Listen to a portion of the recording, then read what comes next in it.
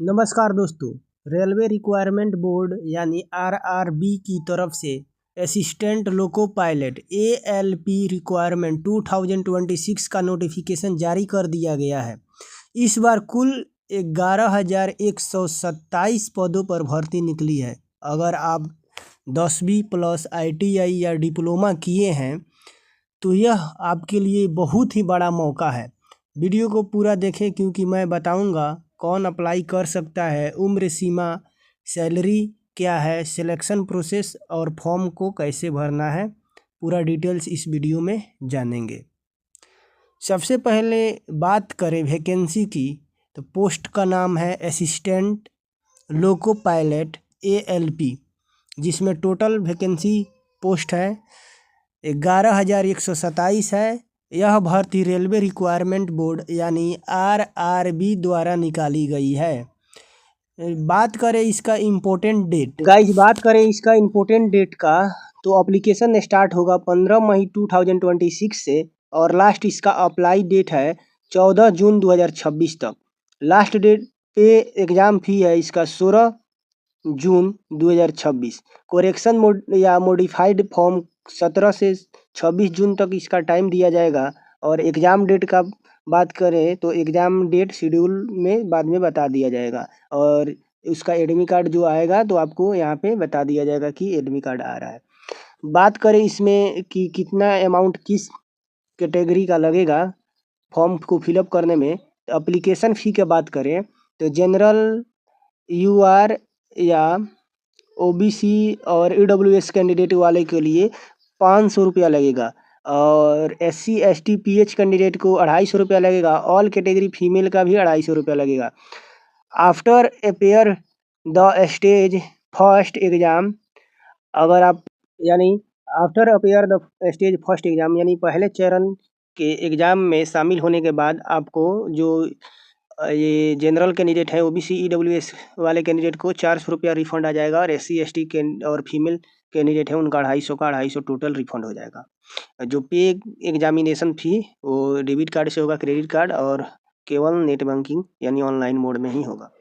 बात करें इसका एज का गाइज तो railway assistant loco pilot notification 2026 age limit इसका है 1/7/2026 तक। अगर देखा जाए तो मिनिमम एज इसका 18 ईयर है और मैक्सिमम इसका 30 ईयर है। और देखिए यहाँ पे railway assistant loco pilot ALP CEN 1/2026 vacancy post 11,127 है। और रेलवे आरआरबी एएलपी एलिजिबिलिटी 2026, इसके एलिजिबिलिटी के लिए आपके पास क्या क्या होना चाहिए देखिए यहाँ पे क्लास 10th का मैट्रिक पास होना चाहिए। फिर यहाँ पे विथ आईटीआई फ्रॉम एनसीवीटी या एससीवीटी सर्टिफिकेट होना चाहिए इन फिल्टर या इलेक्ट्रिशियन। उसके बाद इंस्ट्रूमेंट मैकेनिकल, इस तरह से आप पूरा मतलब समझिए कि आईटीआई किए होना चाहिए। और फिर नहीं तो आपके पास क्लास 10th का मार्कशीट होना चाहिए और डिप्लोमा मैकेनिकल या इलेक्ट्रिकल, इस तरह से आपके पास होना चाहिए सर्टिफिकेट। उसके बाद ही आप और ज़्यादा इन्फॉर्मेशन देखना चाहते हैं तो आपको यहाँ से आइए और यहाँ से आप अपना नोटिफिकेशन देख सकते हैं। अप्लाई करना चाहते हैं डायरेक्ट तो यहाँ से आप अपना अप्लाई कर सकते हैं। और ऑफिशियल वेबसाइट से अप्लाई करना चाहते हैं तो इस पर प्रेस करके ऑफिशियल वेबसाइट पर चले जाइएगा। नोटिफिकेशन डाउनलोड करना चाहते हैं देखिए यहाँ पे प्रेस कीजिएगा तो नोटिफिकेशन ओपन हो जाएगा इसका। देखिए इसमें पूरा डिटेल्स में आपको दिखाई देगा नोटिफिकेशन में कि आपका देखिए यहाँ पे details notification requirement of assistant loco pilot ALP का। देखिए यहाँ पे इम्पोर्टेंट डेट इसमें सब दिया हुआ है, देख लीजिए इसमें पूरा डिटेल्स वाइज दिया हुआ है। और एप्लीकेशन फ़ी का यहाँ भी दिया हुआ है 16 जून 2026 और कोरेक्शन 17 जून से लेकर 26 जून तक होगा।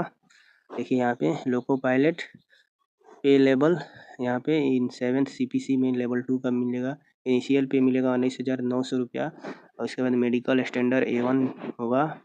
एज 1/7/2026 तक 18 से 30 इसका एज है। टोटल वैकेंसी पोस्ट होगा 11,127 होगा।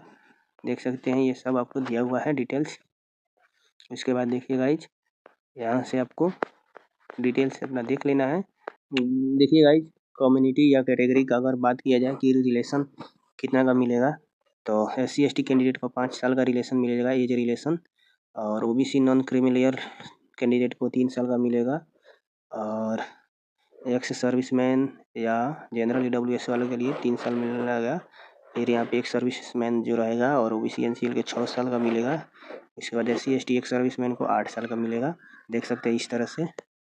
बात करें इसका सिलेक्शन प्रोसेस का, तो गाइज आपको सिलेक्शन प्रोसेस कुल 5 चरणों में होगा। CBT 1, CBT 2, CBAT, aptitude test, document verification, उसके बाद फाइनल मेडिकल टेस्ट होगा।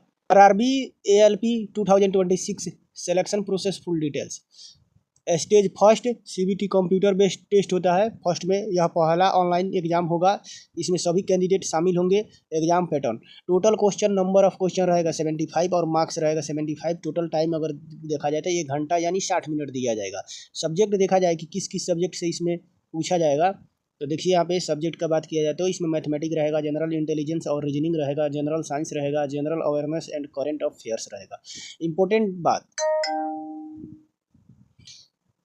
प्रत्येक गलत पर 1/3 निगेटिव मार्किंग रहेगा। CBT फर्स्ट सिर्फ स्क्रीनिंग एग्जाम होगा, इसका मार्क्स फाइनल मेरिट में नहीं जुड़ता है। जो CBT 1 होगा उसका फाइनल में मेरिट लिस्ट में नाम नहीं जुड़ता है, ये केवल क्वालिफाइंग नेचर का होता है। पर स्टेज सेकेंड का CBT computer based second test का, तो इसमें देखिए इसमें जो कैंडिडेट CBT फर्स्ट पास करेंगे वहीं CBT 2 दे पाएंगे। CBT 2 में 2 भाग होंगे। पार्ट 1 में पैटर्न क्वेश्चन होगा 100 गो, टाइम दिया जाएगा 90, और सब्जेक्ट इसमें रहेगा। देखिए यहाँ पे मैथ रहेगा, reasoning, general science, current affairs, basic science and engineering.